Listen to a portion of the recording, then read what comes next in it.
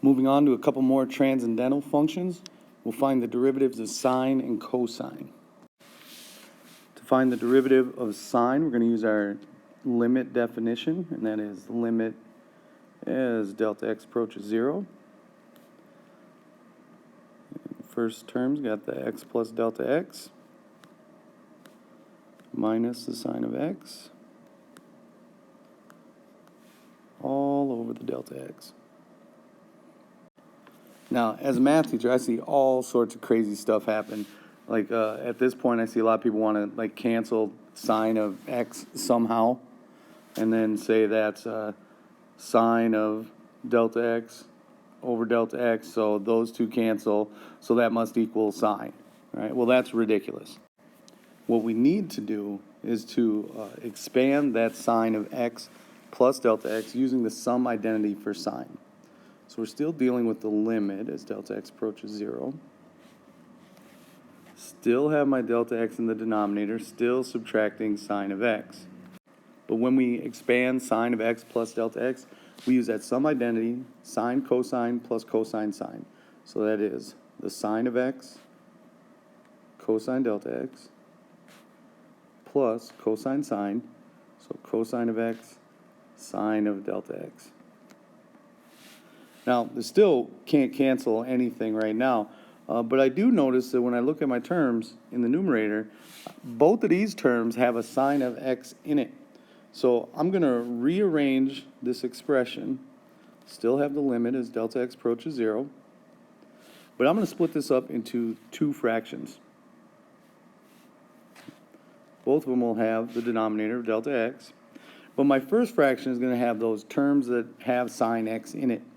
So sine x cosine delta x minus sine of x. And my second term will be the cosine sine. So cosine of x, sine of delta x. Because each of those terms in the numerator of my first fraction have a sine of x in it, I'm going to factor that sine of x out. And I'll be left with cosine delta x minus 1 all over delta x. I'll do a little factoring in my second term as well. Just take that cosine of x out so that I'll have a fraction that only contains the delta x's. And now we're ready to take the limit. Now I hope you recognize those two fractions that I have in there. Those were our special limits that I had you memorize. The limit delta x approaches 0 of cosine delta x minus 1 over delta x. That was a special limit that we didn't calculate, but we looked at our graph to figure it out. And we saw that that limit was going to be 0. When we took the limit for sine of delta x over delta x, that gave us a limit of 1. So now that we're ready to take the limits, we just go through. We have the sine of x, and take the limits of those fractions that have delta x's in it. So the limit right here, we said, was 0. Then we'll take cosine of x, and the limit of sine delta x over delta x, that was 1. Well, obviously, sine of x times 0 is 0, and we add that to cosine, and we get cosine. So, overall, what we just showed is the derivative of sine is cosine.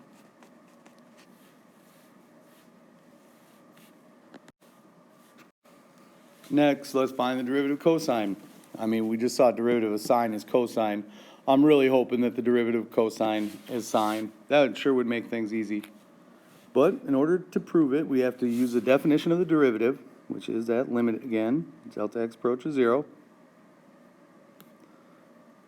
Cosine x plus delta x minus cosine of x all over the delta x. And our process is very similar. We can't do any canceling right now. Instead, we have to expand that cosine of x plus delta x.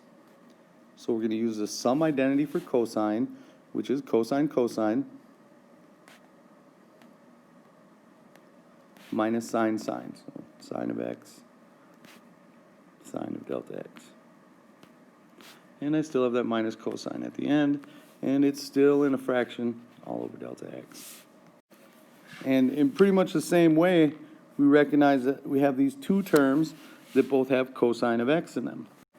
So we'll split that up into our two fractions, collecting those cosine of x's. So we'll have the cosine x, cosine delta x,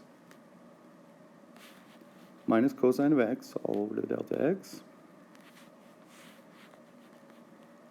And my second term is going to be minus sine sine, so sine of x, sine of delta x, all over delta x. Next, we're going to pull those terms that got, or those factors that have x's in them, pull them out of their fractions. So in the first term, we'll take that cosine of x out, and we'll be left with cosine delta x minus 1 over delta x. And here we'll take the sine of x out of the fraction and be left with sine of x, or sine of delta x over delta x. And we're ready to take our limit. So we're only letting delta x approach 0. If you remember, the limit as that delta x approaches 0 of cosine delta x minus 1 over delta x, that's 0. And then the sine of delta x over delta x, that limit is going to be 1. So we end up with negative sine of x. So what we just showed is that the derivative of cosine is not sine, unfortunately, but it's negative sine. So collecting all of the shortcuts that we know so far for the derivatives, we have the derivative of sine is going to be cosine. The derivative of cosine is negative sine. We also have e to the x and natural log of x. The derivative of e to the x is itself, and the derivative of natural log is 1 over x. And we also have the power rule. Derivative of x to any power is going to be n times x to the n minus 1. So bring the power down, reduce the power by 1. So let's quickly find a couple of derivatives. If we have y is equal to 3 e to the x plus 4x to the fourth plus sine of x, derivative of 3 e to the x is going to be the same thing. 4x to the fourth, we use the power rule. Bring the power down. 4 times 4 is 16. And then reduce the power by 1. And derivative of sine is cosine. Now, if you leave your answer like this, it's wrong. You have, this is just some expression floating around in space. There's nothing that's connecting anything. If you say equals like this, it's also wrong, because what you're conveying is that y is equal to 3 e to the x plus 4x to the fourth plus sine, which is the same as 3 e to the x plus 16x to the third plus cosine. And that's not true. Right? This is the derivative. So you have to call it the derivative. And no matter whose notation you use, whether it's Leibniz or Newton's, signal that that is the derivative. Then you'll get it right.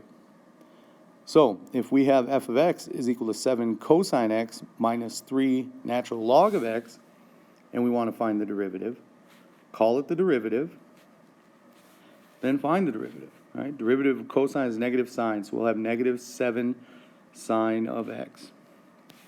And derivative of natural log is 1 over x, so we'll subtract 3 over x.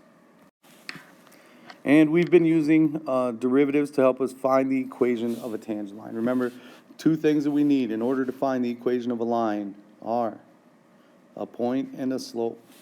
First of all, our point, we're told that we're trying to find the equation line tangent to y at pi over 3. So the x-coordinate is pi over 3. The y-coordinate, since y is the sine of x, is going to be the sine of pi over 3. And that is root 3 over 2. Next, we need to find the slope. And the slope of the tangent line is the derivative. So we'll find the derivative of sine is cosine, and then evaluate that cosine at pi over 3. All right, and cosine of pi over 3 is going to be 1/2. So there's our slope. Here's our point. So now we're ready to write the equation of the line. Y minus the y coordinate is equal to slope times x minus the x coordinate. And there's the equation of our tangent line.